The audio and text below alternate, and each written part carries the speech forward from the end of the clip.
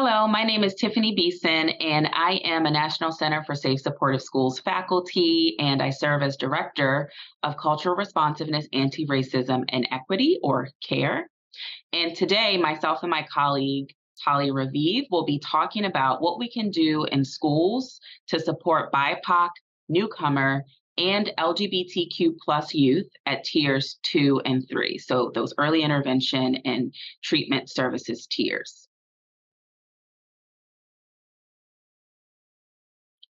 I wanted to lift up some shared agreements for how I invite you to participate today. First, I invite you to participate fully by engaging in the content while also being mindful of your needs while you engage in this training that does highlight some social injustices and experiences with trauma. So I invite you to do whatever you need to do to take care of yourself and be well while you engage.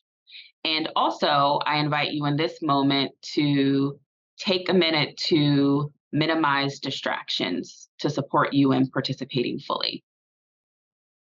I also invite you to take on a beginner's mind by looking at the topics discussed today through a fresh lens and thinking about what you can add to your existing knowledge base in order to support BIPOC, newcomer, and LGBTQ plus youth in schools. Here are our objectives. It's our hope that by the end of today's session, you will be able to understand the importance of implementing culturally responsive and identity affirming tier 2 and 3 practices. You'll learn culturally responsive and identity affirming practices that can be applied to all tier 2 and 3 interventions. You'll identify 2 culturally responsive, identity affirming, evidence informed interventions to support youth at tiers 2 and 3. And you'll reflect on actions that you can take as educators to address youth needs at tiers 2 and 3 in your school. Language matters. And as always, I want to be intentional about language that is aligned with our principles of cultural responsiveness, anti-racism, and equity. So this training will focus on youth from BIPOC, LGBTQ+, and newcomer communities, which are communities that are marginalized. And as a result, students from these communities benefit from additional supports to thrive and be well. We will often directly name the fact that BIPOC, newcomer, and LGBTQ+ youth experience marginalization in our society and in our schools, hence the phrasing youth who are marginalized. Intersectionality is about understanding how multiple identities interact or intersect and impact our experiences. Many youth identify with more than one of these communities. For instance, a person could be BIPOC, LGBTQ+, or a newcomer. And so we will discuss both the common and unique experiences for each of these communities in this training.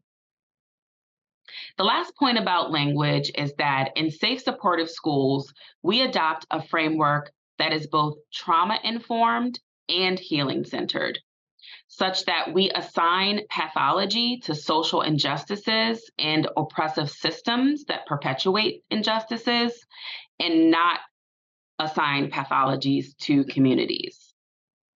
And from a healing-centered approach, we focus on supporting communities with leaning into their existing strengths in order to support their thriving and well-being. To start us off, I wanted to acknowledge that all of these communities experience injustice. So this is a part of the experience of BIPOC, newcomer, and LGBTQ plus youth in schools. I'll start by naming the experiences with injustice with BIPOC youth. As a reminder, BIPOC stands for Black, Indigenous, and People of Color. And this is an umbrella term which includes Asian, Pacific Islander, Hispanic, Latino, or Latinx, as well as Black and Indigenous people. And BIPOC people are harmed by both present day and historical injustice and trauma. As mentioned in an earlier schools training, race was constructed for the purpose of racism. And all communities within the BIPOC umbrella are harmed by racism and the stress and trauma caused by it. Racial trauma is a term that refers to the mental and emotional injury caused by encounters with racial bias and discrimination. Historical trauma is loosely defined by the cumulative harm to a group caused by an historical event, such as genocide, violent colonization, or slavery, and then the related ongoing social oppression for that group. And historical trauma also impacts BIPOC students and families. And this experience with injustice warrants today's focus on how we can provide culturally responsive and identity affirming practices to support BIPOC youth and families at tiers 2 and 3.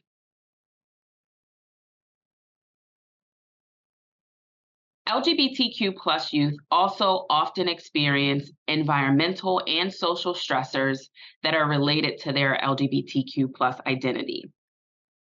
These include discrimination, social rejection and victimization, including bullying in schools.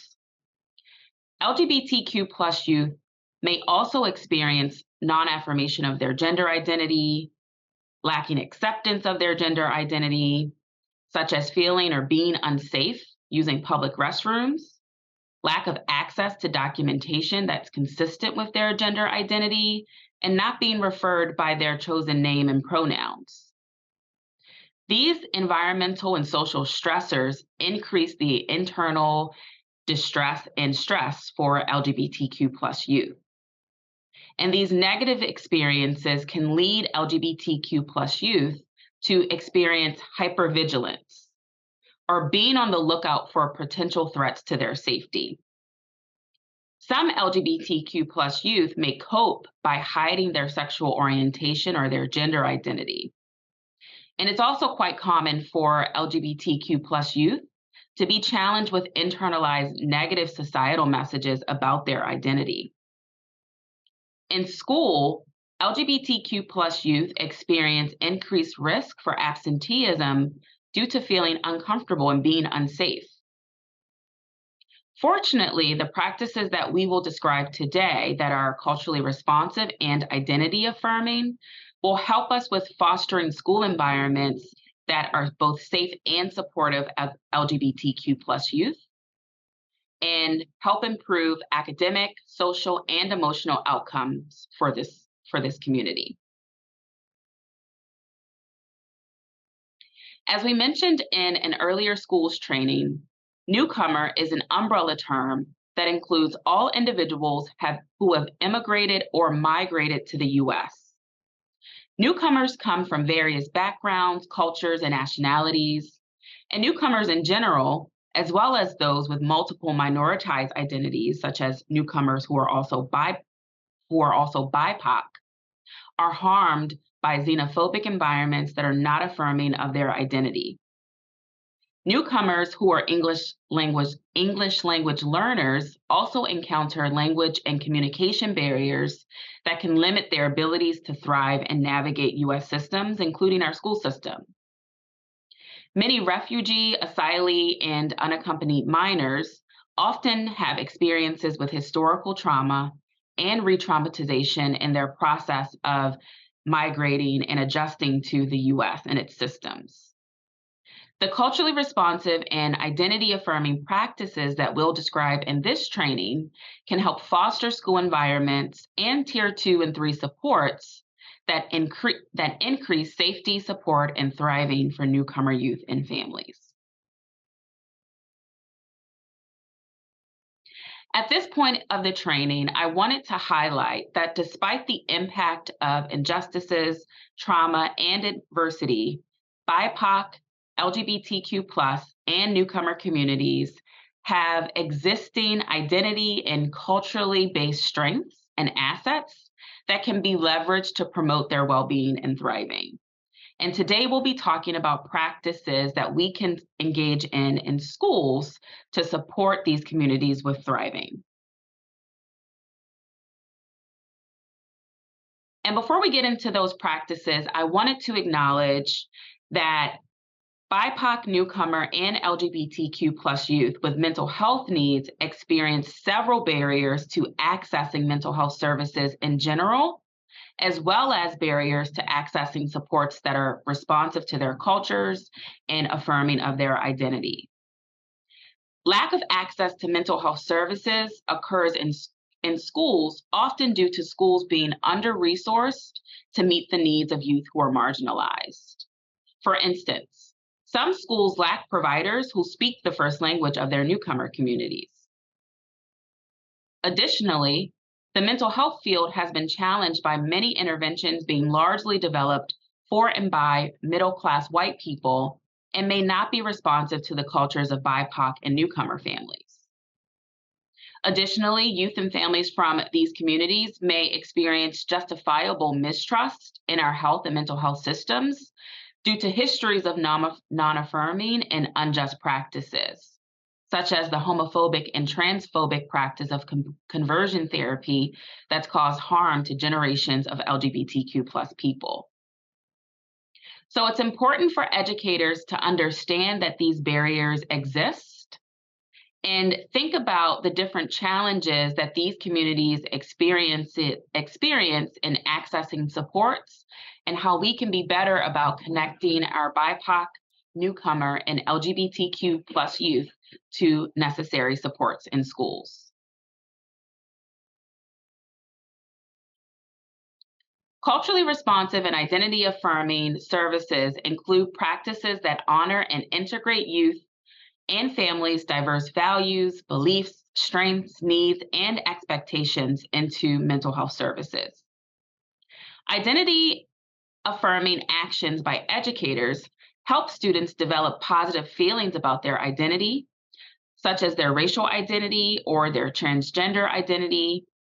And identity affirming supports help students develop a strong sense of belonging to their social group.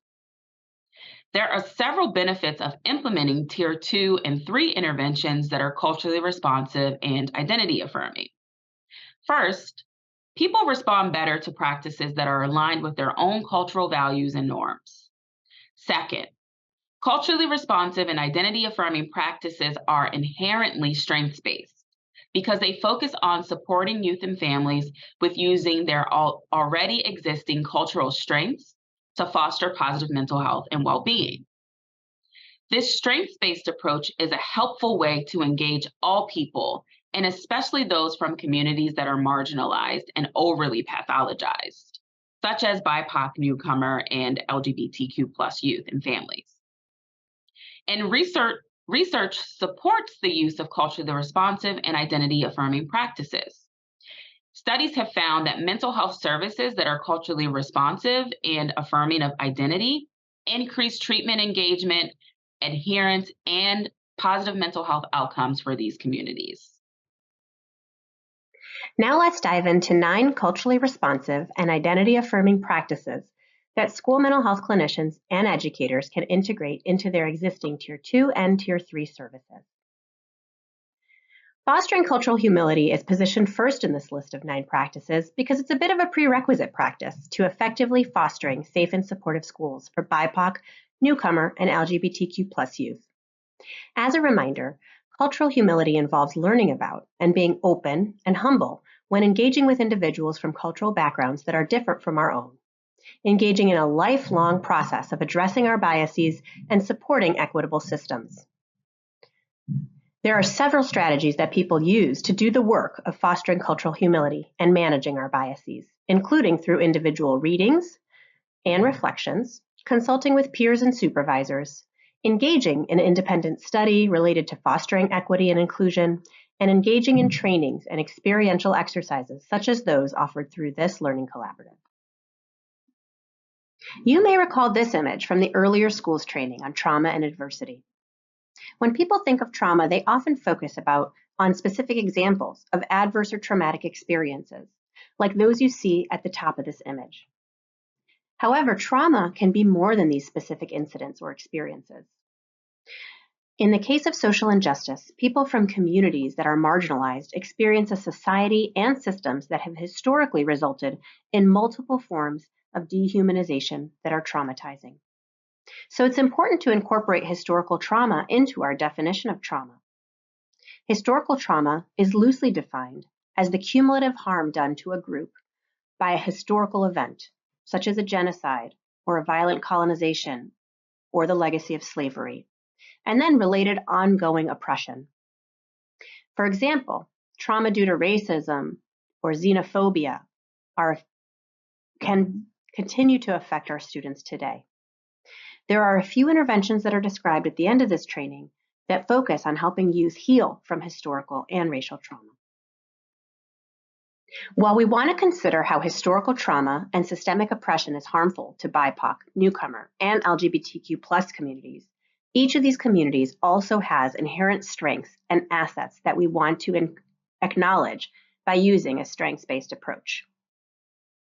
Key aspects of a strength-based approach include leading with the child or family's strengths and skills, presenting their challenges as areas for growth, describing mental health services as additional supports that are intended to help the child meet their goals, and focusing intentionally on promoting a positive view of self, healthy relationships, and adaptive skill sets as part of your approach.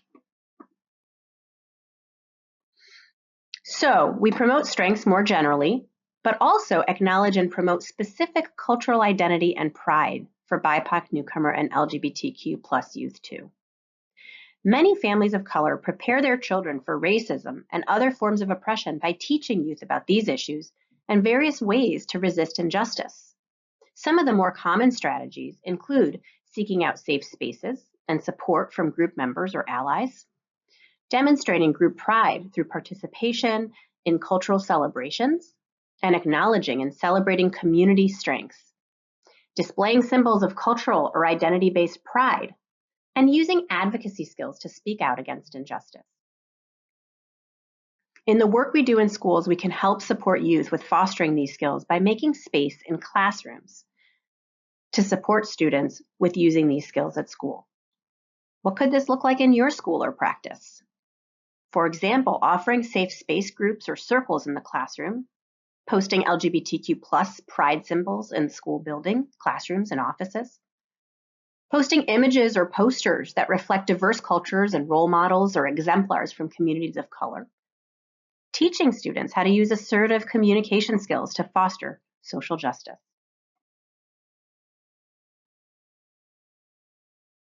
The next strategy is to be intentional about exploring youth and family culture and identity by using questions that are clear and specific, or family-friendly, in other words. Here are some examples of questions that educators or even school-based mental health clinicians can use to engage with youth and families to learn more about their cultures and identities. If you had to describe your family using 3 words, what would they be? How would you describe who you are and where you came from to someone new? What are your top 3 goals or values for your child or for your family? Tell me about the traditions or celebrations or routines your family participate in. What languages do you speak at home versus at school or in the community? Do you have specific religious or spiritual beliefs? What are important things that you do or believe related to religion or spirituality? These are just a few examples of questions that can help promote cultural identity and pride. The 5th principle is using inclusive language. Using inclusive language is important in Tier 2 and 3 interventions, but also can and should be integrated into universal practices. Modeling introductions that include names and pronouns can be uncomfortable or feel awkward at first. However, it is an important signal that you are a safe adult. We are all used to dividing into teams by gender. This is particularly common in elementary school classrooms. There may be times that this is necessary. However, it's best to avoid when it's irrelevant. Even in my kids' school dance show this year, the costume list did not specify different attire for boys and girls. Instead, it provided different options, such as a black skirt or pants. Cisgender refers to gender identity that is consistent to birth-assigned sex. Cisgender stereotypes include boys liking sports, girls preferring dolls, etc. Heteronormative refers to the assumptions that everyone is heterosexual and can include questions like, do you have a girlfriend, directed to a male student, rather than asking the more general, are you dating anyone? Within Tier 2 and 3 interventions, there are often scenarios that are used for role-playing. It's important to include examples related to LGBTQ+ populations to allow students to practice problem-solving, coping, and assertive communications. You also want to always ensure that you're pronouncing names correctly, ask if needed, and acknowledging holiday celebration for various cultures in your classroom. Number 6 is to support social justice advocacy skill development. Part of a trauma-informed environment is supporting students' social and emotional learning, or SEL skills, including opportunities to discuss examples of discrimination, rejection, or identities not being affirmed in classrooms, intervention groups, or in one-on-one interactions with students can support coping and allow students to practice assertive communication skills so they can speak up in the face of discrimination. These skills are important both in and outside of schools, particularly for students already impacted by both historical and present-day marginalization. Here you see a clipping from a news article about a school district that had an inequitable practice of requiring that Muslim students get special permission to wear their hijab in schools. The need for students to get that special permission to wear clothing that reflects their cultural and religious beliefs is inequitable and not inclusive. This type of policy issue is just one example that underscores the importance of supporting students in building up their advocacy skills to resist this and other unjust policies. This example also underscores the need for educators and clinicians to use their own positions of power to promote policies that are fair, inclusive, and equitable. The next culturally responsive practice is respecting young people and their families as the experts on their strengths and needs as we consider what types of supports and services might be most helpful for them. Here are some questions to consider as you're engaging your students and their families in conversations about their style and preferences. Note that some of these questions are more relevant for educators, but these are also helpful for clinicians to use because a big part of our role in schools is to support teachers in their process of better engaging youth and families. How would you describe your child's communication style? How would you describe your child's style of relating to peers and adults? How does your child typically communicate what they need? What might your child need in a classroom to feel safe and supportive? What motivates your child to work or learn at home and at school? What supports are helpful when your child is experiencing a challenge?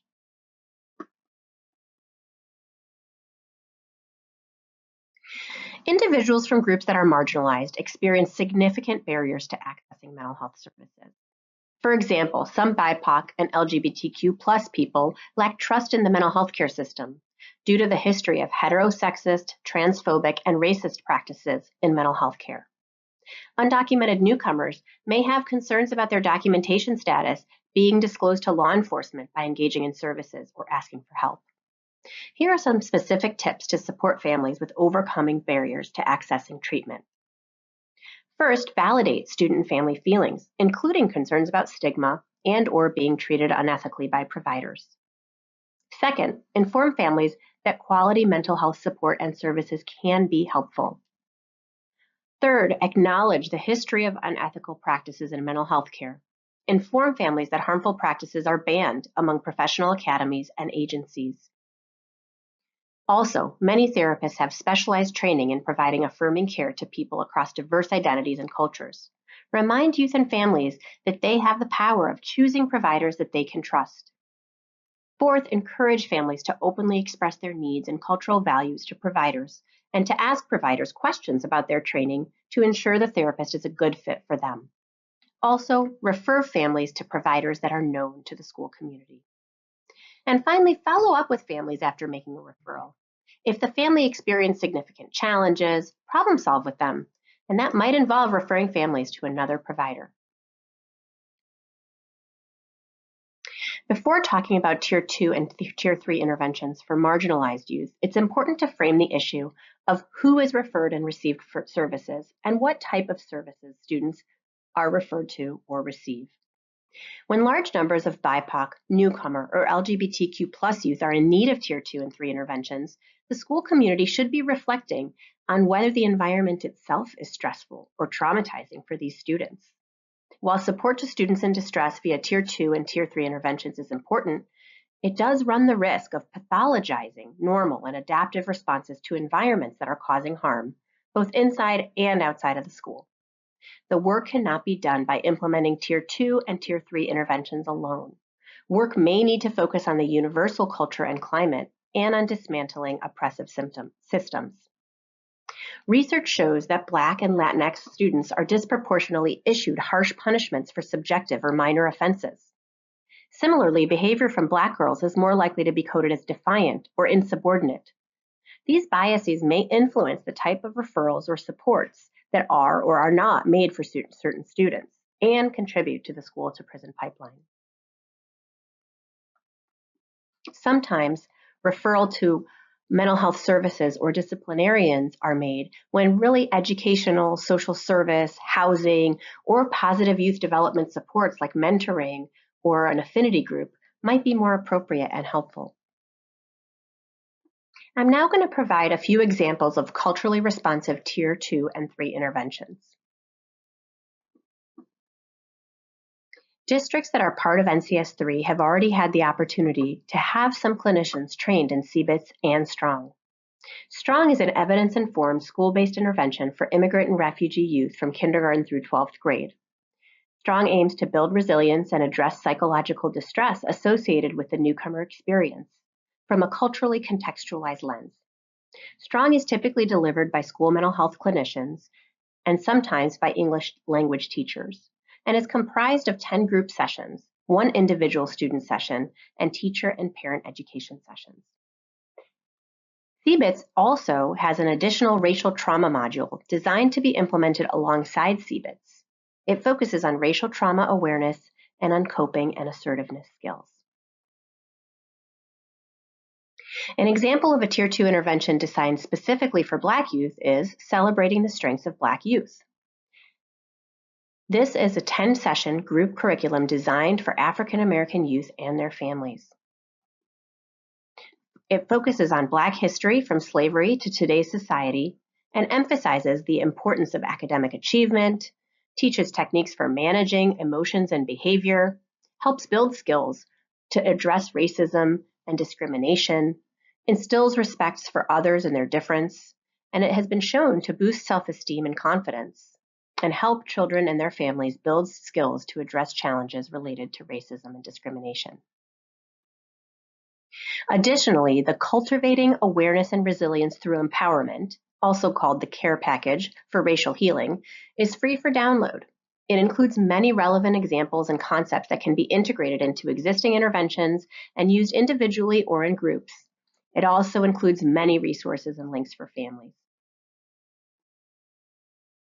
As awareness grows about higher rates of mental health concerns and suicide among LGBTQ+ youth, interventions have been developed specifically for youth who identify as LGBTQ+. 2 examples are ASSET and AFFIRM. We wanted to end on an important note, which is we must not stop with resilience promotion. If we as clinicians and educators truly want to promote social justice, we must also work towards changing our systems that require that people are resilient in the first place. Educators and practitioners are in a position of relative power and privilege compared to many of the students and families we serve, and we can use our time and our voices to engage in systems change efforts. For example, we can serve on school and community-based social justice organizations and committees. We can host safe spaces or clubs at school. We can report structural concerns to administrators and district leadership. We can spread awareness through professional and social networks to influence policy. And we can serve as a social justice advocate and champion at our own schools. As we close out this school's training module on supporting BIPOC, newcomer, and LGBTQ+ youth in Tiers 2 and 3, we invite you to reflect. Think of a student that you know who might benefit from one of the interventions or approaches we discussed. What actions will you take to ensure that the student's needs are met?